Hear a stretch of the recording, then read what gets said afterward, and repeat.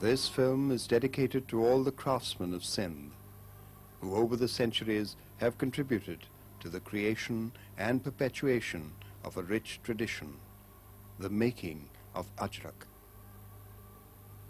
It is believed that millions of years ago, the bed of the upheaved sea was lifted clear of the waters and placed in the land we now know as Sindh, the desert. It would have been a desolate and barren tract had it not been for the great life-giving river, the Indus, that runs across the length of the province, nourishing and nurturing the land. The Indus River begins its torrential journey from the steep and craggy peaks of the Himalayan mountains that crown the face of the earth. After gently meandering across the fertile plains of Pakistan, the river reaches the parched desert of Sindh. Here it flows sluggishly through endless stretches of sand before expanding into a wide delta that silently spreads its fingers into the Arabian Sea.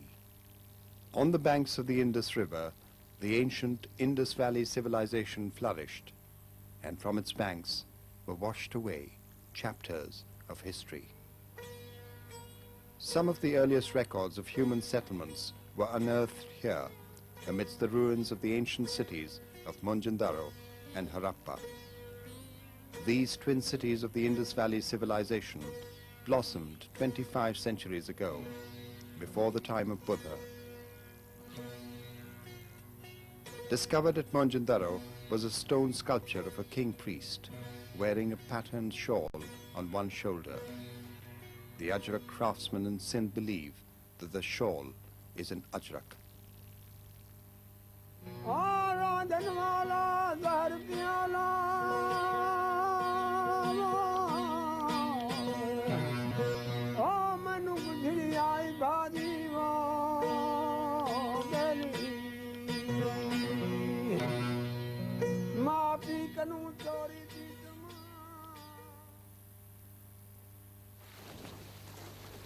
The art of making an Ajrak is one that has been handed down from father to son over centuries, and time has perfected this craft into a long and complex process that is both intense and mysterious.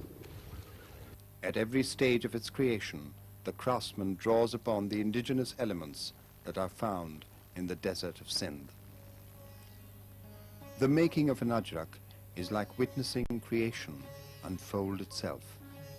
It goes through a manifold journey, a journey that parallels the lives of the renowned Sufis of Sindh, those who seek and attain the goal of awakening through a lifetime of rigorous practice.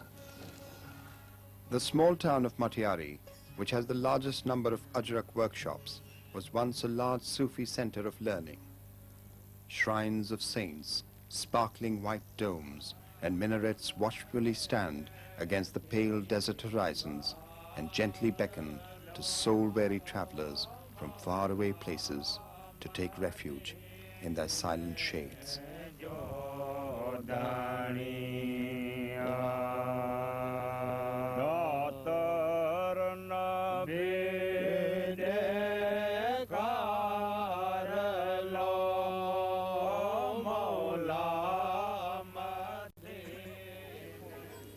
Behind the winding lanes of the bustling bazaar, at every corner of Matiari, you stumble across a door that opens into a peaceful courtyard, enclosed within the mud-plastered walls of an Ajrak workshop. The owner of the workshop is always the master craftsman, who is called the Usto, and every other craftsman at the workshop is a disciple and learner of the craft.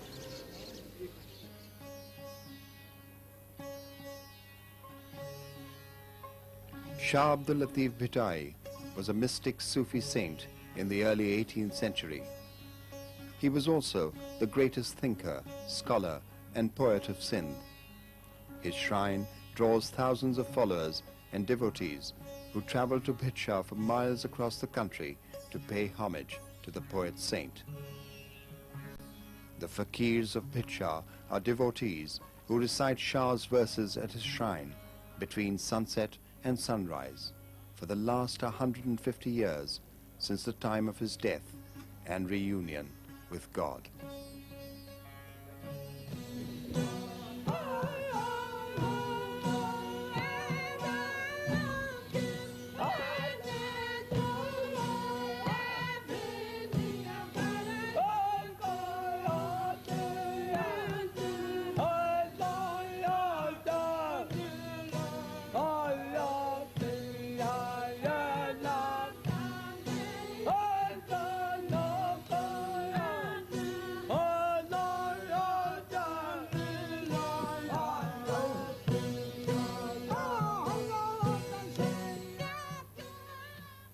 The making of an ajrak begins with the tearing of a crisp white bale of cotton into lengths of cloth.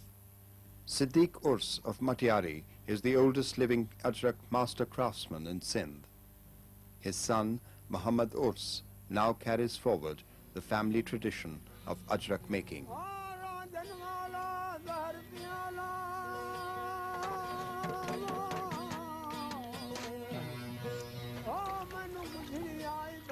Each torn sheet of cloth is folded into a cone and carefully soaked in a solution of carbonate of soda. This solution helps to remove the starch and impurities from the mill-woven cloth. A log fire is lit under an enormous copper vat filled with water. The cloth is carefully coiled and piled into a conical-shaped bundle to allow the steam to permeate. The steam opens up every pore within the woven surface of the cloth and softens the interlocking threads of the fabric. This process is called kumb.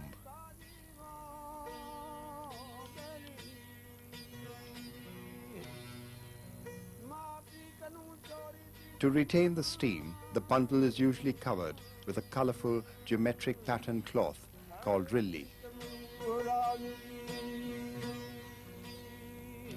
The kumb is kept lit throughout the night, and as the moon hesitantly ventures across the vast tract of the desert sky, the fire of the kumb slowly dies out.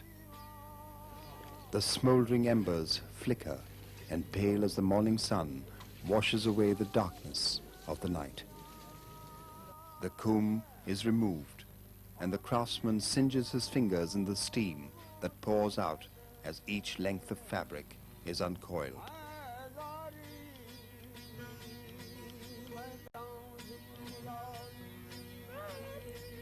Donkeys and mules are frequently used to transport cloth back and forth from the workshop in the village to the river or nearest lake, which often lies a few kilometers away.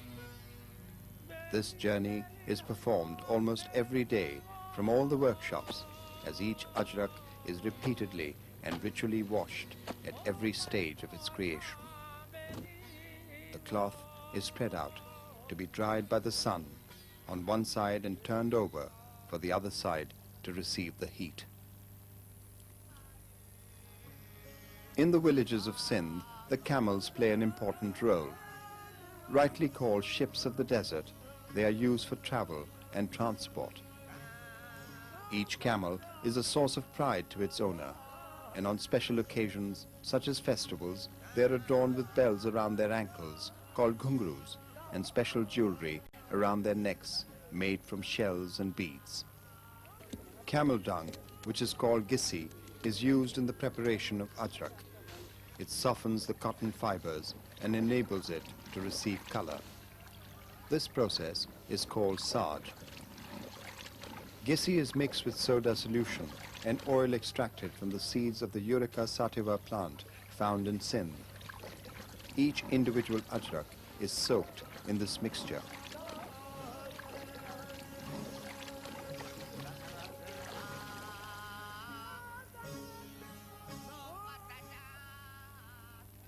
The treated cloth is tied into an airtight bundle that is kept in a room inside the workshop for 8 to 10 days. This gives the cloth enough time to absorb the oil in the sarj mixture. The usto unties the bundle when he perceives a significant change of color in the cloth, and more importantly, when it emits an odor that distinctly smells of pickled mangoes.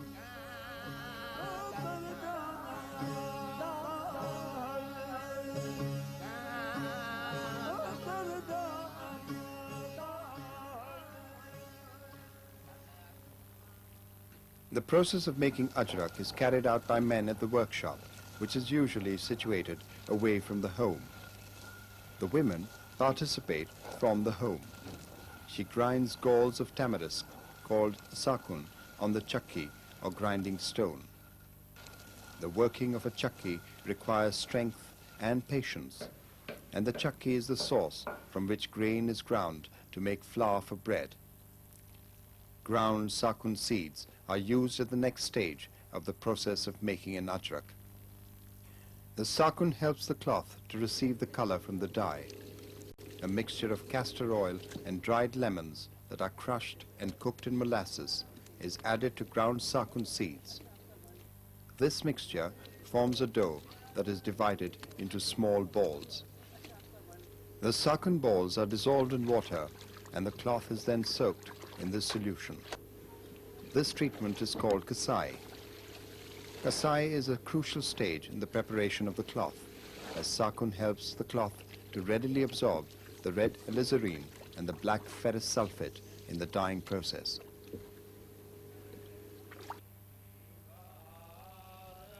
On freshly tilled soil, surrounded by brilliant green fields, Shafiq and another craftsman carefully spread out the sheets of ajrak to dry in the sun. The cloth has matured to acquire tones of yellow that are reminiscent of an ancient parchment. After the cloth has dried, it is vigorously dusted before being taken to the workshop for printing.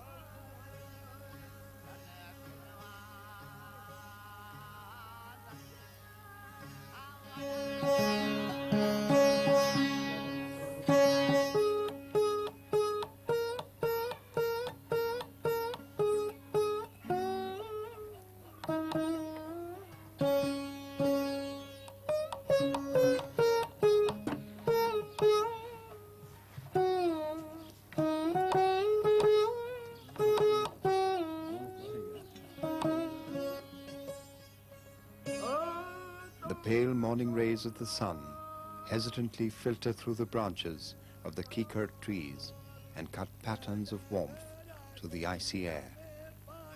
The kikar grove shelters a sleepy herd of goats from the cold morning mist. As dawn breaks and the sun climbs the arched sky, the kikar, or the Acacia arabica trees, spread out their shade and protect the earth from its scorching rays.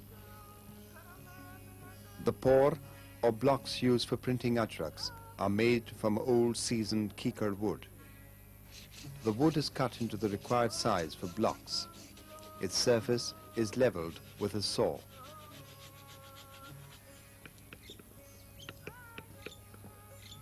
The face of the wooden block is dipped in water and then in wari, which is the white sand that drifts across the dunes on the empty bed of the Indus River. The block is sanded on a stone slab.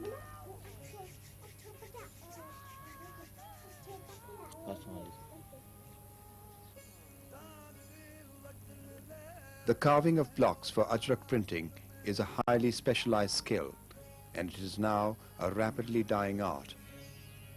Nadir is the last of a family of ajrak block makers who is practicing his ancestral profession as an ajrak block carver. He is now teaching his skills to an apprentice, Abdullah.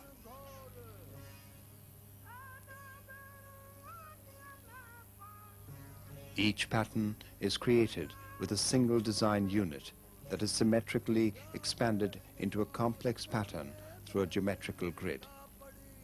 The pattern is transferred from paper onto the block of wood by etching fine lines along the surface of a sheet of tracing paper.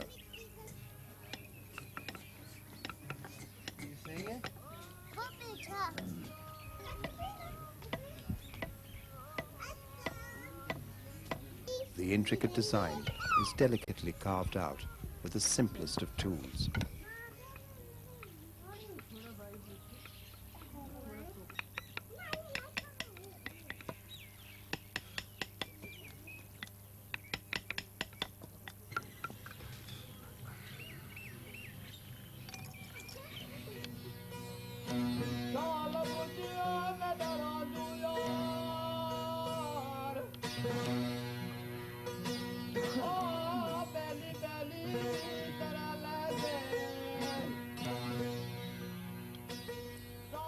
The patterns carved on the blocks are based on a geometrical grid.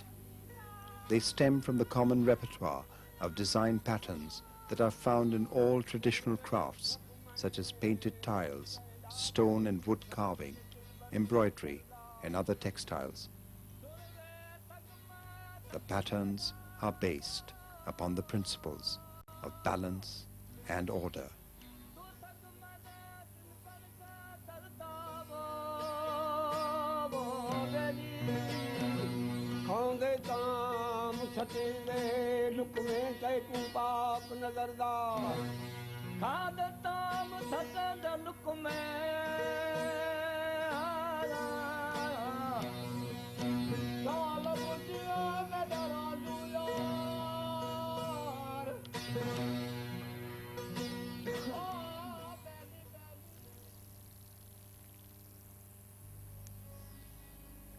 Shah Jahan Mosque, built in Thatta in the 17th century, is based on the same principles of harmony and order.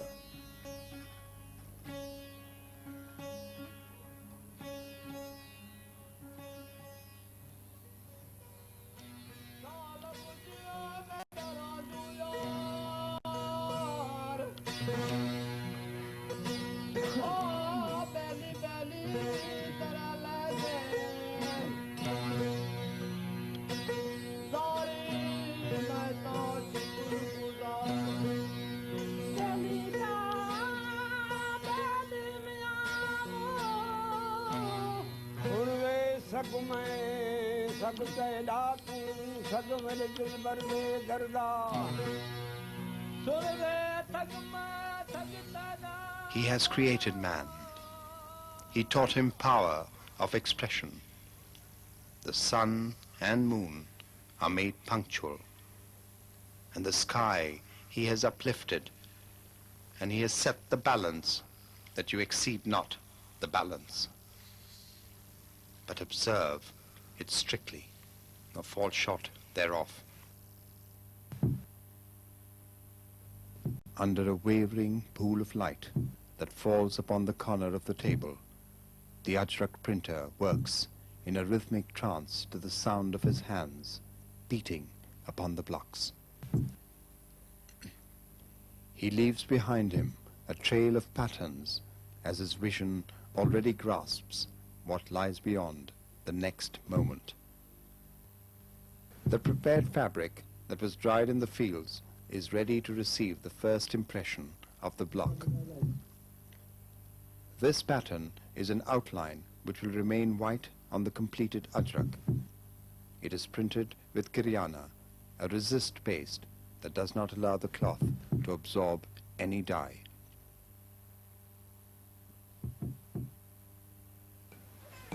The Kiryana resist paste is made with gum from the kikar tree. The gum is pounded and crushed by the women in their homes. The crushed gum is dissolved in water. Lime, which is extracted from stone found close to the Indus River, is added to form the resist paste for printing.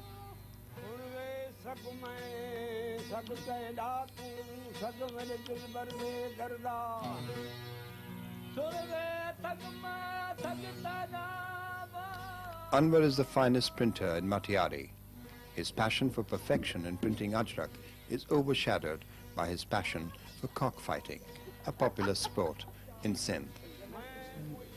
These patterns are printed with cut, which is a ferrous sulfate mixture that gradually turns black on exposure to the air. Pulli, which are the small white stars in the Ajrak patterns, are also printed with the Kiryana resist paste. Arbab Ali is the son of a renowned Ajrak printer, the late Usto Allah Bachayo. He is carrying on in his father's footsteps, as he is now the Usto of their workshop in Setha village. He is also a teacher at a school in Setha. An artisan at Arbab Ali's workshop is preparing the khar. This is made from the clay soil called mituri, which is used as a resist base. The broken pieces of mituri are dissolved in water and mixed with gum, rice paste, aniseed, molasses, and alum.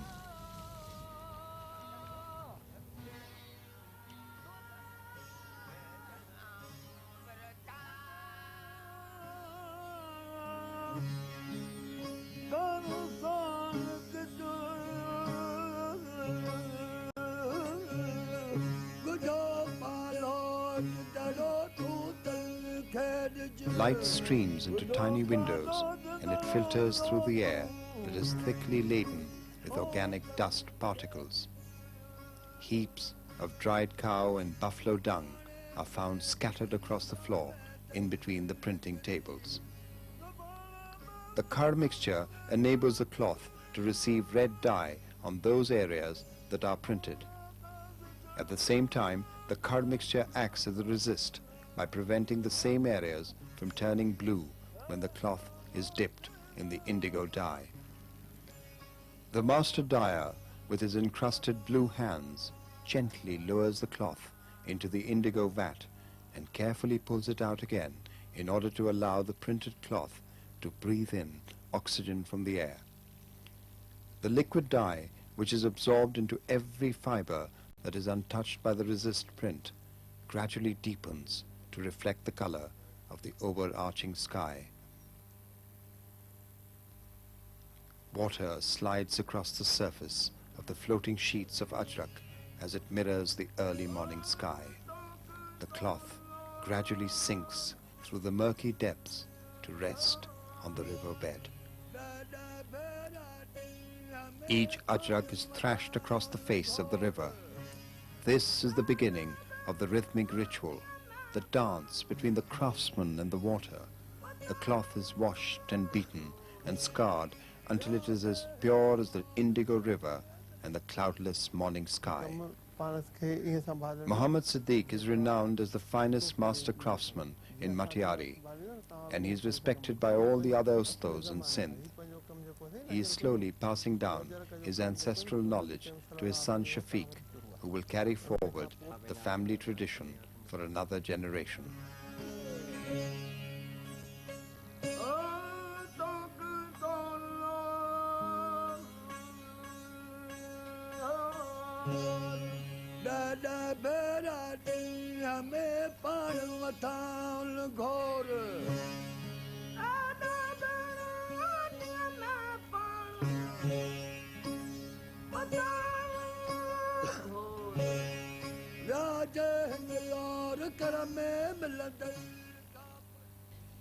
Alizarin is the dye from which Ajrak receives its red color. Traditionally, this dye was extracted from the root of the aal plant, which grew in the mountains of Pakistan.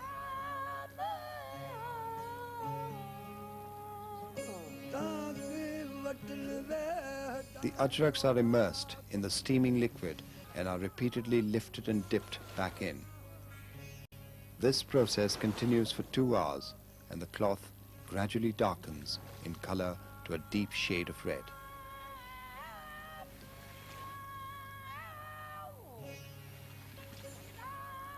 तजर्बो असां इहो हासिल कयो जो असां 50 नंग तयारु कया हुन में ऐं असांखे सुठो लॻो तमामु जर्मनी जो नीर 2 दफ़ा ॾियणो पए थो पर आउं सम्झां थो त सिंधी नीर हिकु ई दफ़ो ॾियणो पवंदो त उहो हुन खां सुठो बीहंदो. Once the cloth has cooled down, it is soaked in a mixture of camel dung and water. This helps to remove any excess color that might have entered the white areas of the Ajrak.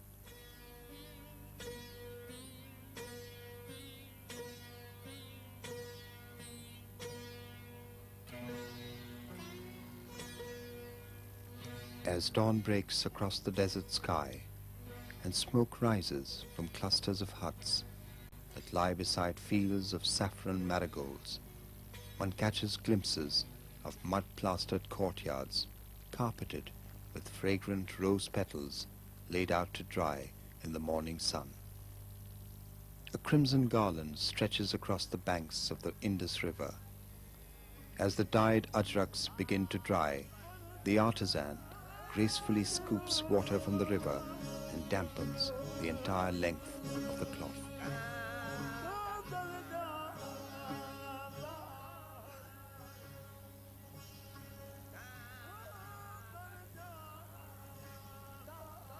As the blazing sun begins to dry the cloth, it is showered with water again until every fiber of the fabric is saturated.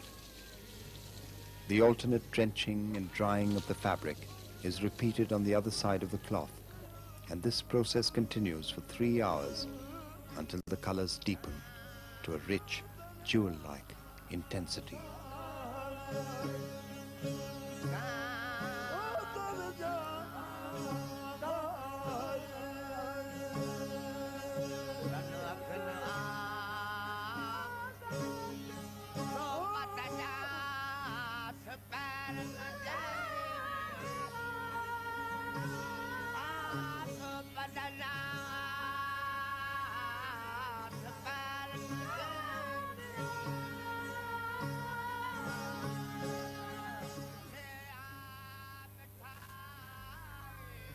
The Ajraks are printed with the resist khar mixture once more. This printing is called Meena.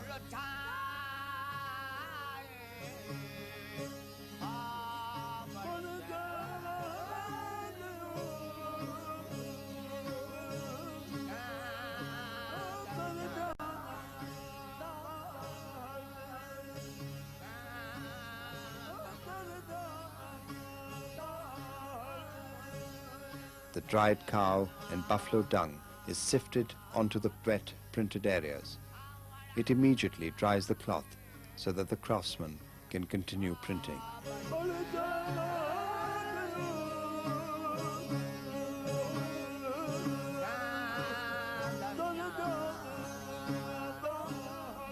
The rich textures and colors of the fabric reflect the beauty of encrusted enamel jewelry.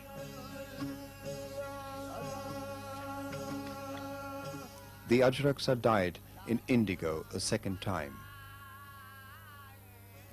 This gives the cloth the deep indigo blue color that makes it richer than the empty desert sky.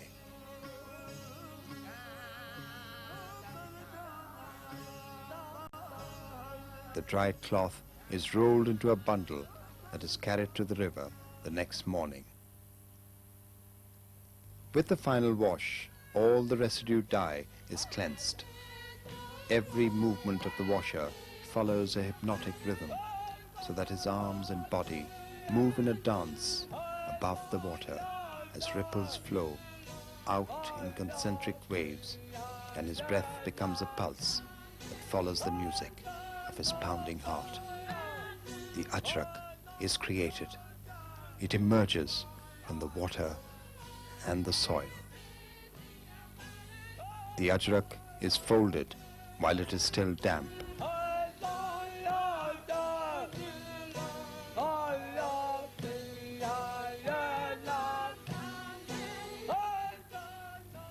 The dyed pattern has become a part of the fiber, and with continued use over time, the colors of the Ajrak will deepen to an intensity that will never fade.